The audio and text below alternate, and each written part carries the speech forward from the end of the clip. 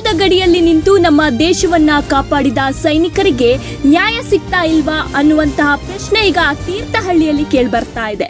Sir, ನಮ್ಮ ಕರ್ನಾಟಕದಲ್ಲಿ 31 ಜಿಲ್ಲೆ ಇದ್ದರೂ ಸಹ ಎಲ್ಲ ಜಿಲ್ಲಾ ಕ್ಷೇತ್ರಗಳಲ್ಲೂ ಸಹ ಮಾಜಿ ಸೈನಿಕರಿಗೆ ಆಫೀಸು ಇದೆ ಮತ್ತು ಜಾಗದ ವ್ಯವಸ್ಥೆಗಳು ಇದೆ. ಹಾಗೆ 256 ನಮ್ಮ ಕರ್ನಾಟಕ ರಾಜ್ಯದಲ್ಲಿ ತಾಲೂಕು ಇದ್ದರೂ ಸಹ ನಮ್ಮ ತೀರ್ಥಹಳ್ಳಿ ತಾಲೂಕಿನಲ್ಲಿ ಈ ಹಿಂದೆ ನಮ್ಮ ಗೃಹ ಸಚಿವರಾಗಿರ್ತಕ್ಕಂಥ ಜ್ಞಾನೇಂದ್ರಗೌಡರವರಿಗೂ ಸಹ 5 ರಿಂದ 6 ಬಾರಿ ಅವರ ಮನೆಗೆ ಹೋಗಿ ಸಹ ಆಫೀಸಿಗೆ ಹೋಗಿ ಸಹ ನಮ್ಮ ಮಾಜಿ ಸೈನಿಕರು ಕುಟುಂಬ ಸಮೇತವಾಗಿ ಅರ್ಜಿಗಳನ್ನು ಕೊಟ್ಟಿದ್ದರೂ ಸಹ ಯಾವುದೇ ಬೆಲೆ ಇಲ್ಲ. ಸರ್ಕಾರದ ನಿಯಮದಂತೆ ಸರ್ಕಾರಿ ಕೃಷಿ ಭೂಮಿಯನ್ನ ಮಾಜಿ ಸೈನಿಕರಿಗೆ ನೀಡಬೇಕು. ಆದರೆ ವಿವಿಧ ಕಾರಣಗಳನ್ನ ಮುಂದಿಟ್ಟು ಇಂದಿಗೂ ಕೂಡ ಆ ಜಾಗವನ್ನ ಮಾಜಿ ಸೈನಿಕರಿಗೆ ನೀಡ್ತಾ ಇಲ್ಲ ಎನ್ನುವಂತಹ ಆರೋಪ ಕೇಳಿಬರ್ತಾ ಇದೆ. ಈ ಬಗ್ಗೆ ತೀರ್ಥಹಳ್ಳಿಯ ಮಾಜಿ ಸೈನಿಕರ ಸಂಘ ಅಧಿಕಾರಿಗಳ ಗಮನಕ್ಕೆ ಈ ವಿಷಯವನ್ನ ತಂದಿಟ್ಟಿತ್ತು. ಆದರೆ ದೇಶಕ್ಕಾಗಿ ತಮ್ಮ ಜೀವನವನ್ನೇ ಸಮರ್ಪಿಸಿದ ಸೈನಿಕರು ನಿವೃತ್ತಿಯ ನಂತರ ಗೌರವದಿಂದ ಬದುಕೋದಕ್ಕೆ ಸರ್ಕಾರವೇ ಹಲವು ಯೋಜನೆಗಳನ್ನ ಮಾಡಿಕೊಡುತ್ತೆ.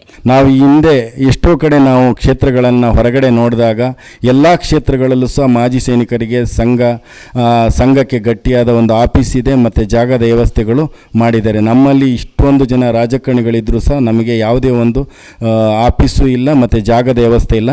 ನಾವು ಆಗಸ್ಟ್ 15 ಮತ್ತು ಜನವರಿ 26ಗಳಲ್ಲಿ ಬೇರೆ ಒಂದು ಯಾವುದೋ ಒಂದು ಶಾಲೆಗಳಲ್ಲಿ ಕಾಲೇಜುಗಳಲ್ಲಿ ಮಾಜಿ ಸೈನಿಕರು ಹೋಗಿ ಧ್ವಜಾರೋಹಣ ಮಾಡ್ತಾ ಇದ್ದೀವಿ.